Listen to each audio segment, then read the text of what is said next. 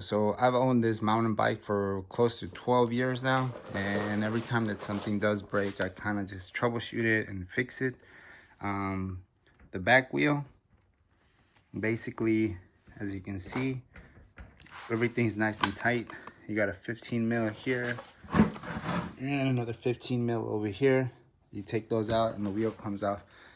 And if your wheel is shaking back and forth, just like so, it's going to be rubbing up against the chain itself, possibly damaging and drying out your chain here, and also hitting on the frame of the bicycle itself right here.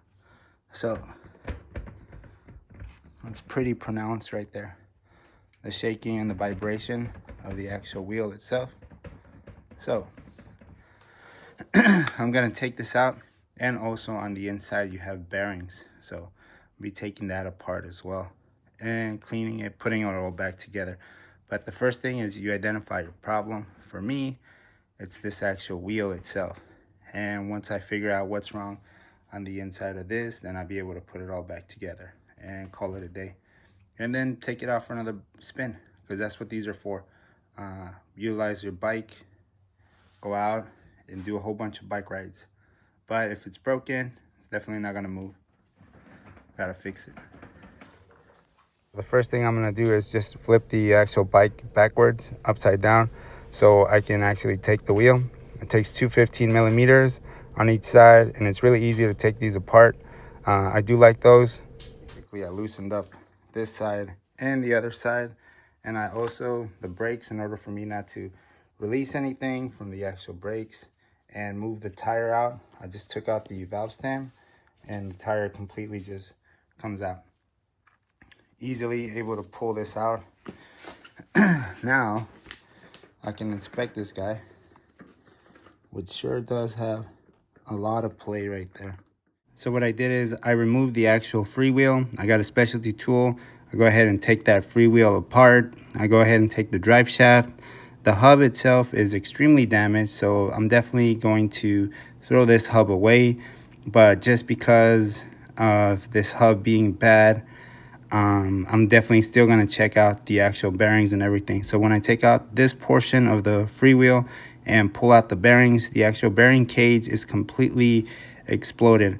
All the bearings are all over the place. There is none on the actual cage itself. So all of the ball bearings are just all over the place. I've never seen anything like this. So I am going to inspect the actual hub assembly. So on this side, it is a little bit longer just because these threads here line up with your actual freewheel. You can see everything's good. I would put it all back together, put the bearings in there, but in the inside, it has those cracks. That's where this piece sits, and that's what's causing my wheel to constantly give me problems with this screw, and it bends this screw at an angle eventually. So on there, if I turn this around, kind of see more and more cracks and pieces of the actual steel that are giving out. As far as the bearings, took the cage and popped the cage open and released all the bearings, so there was play back and forth because there was nothing going around the screw holding it in place. All the bearings should be like this, and this shaft should not be moving. And so if the wheel is moving up and down, it means that these bearings, in this case, this inner part is giving out, and so this might pop out.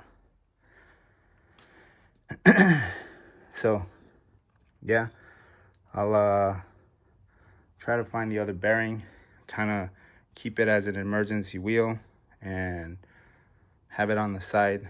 But definitely this is a bad wheel. Second drive shaft that I've installed in there, that it bends.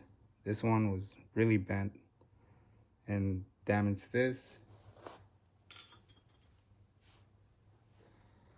The bearing casing here was damaged, and then this was damaged. So it's two in a row. So I took off the actual freewheel from the broken tire. I bought a new wheel and tire and then put the actual freewheel into this new tire. Finally gave in. I'm going to put it all back together and I'll be able to go on additional rides. A thing I did learn about older bikes like the one that I have is that my freewheel, the bearings are a little bit closer together, which makes the actual hub assembly or the entire hub a little bit weaker. The newer cassettes have the bearings spread farther apart, so they have additional leverage and makes them a lot stronger. So I might upgrade to a cassette, but that's a later date. But now I'm ready to just go out and go for a spin.